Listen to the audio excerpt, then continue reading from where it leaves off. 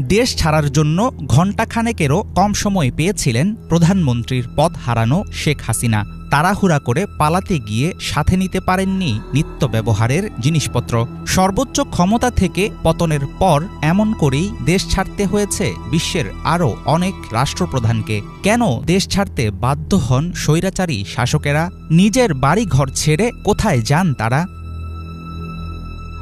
বাংলাদেশ থেকে পালিয়ে যাবার পর ব্রিটেন, আমেরিকা কিংবা অন্য কোনো পশ্চিমা দেশ হাসিনাকে আশ্রয় দেবে কিনা সেটা এখনও অনিশ্চিত।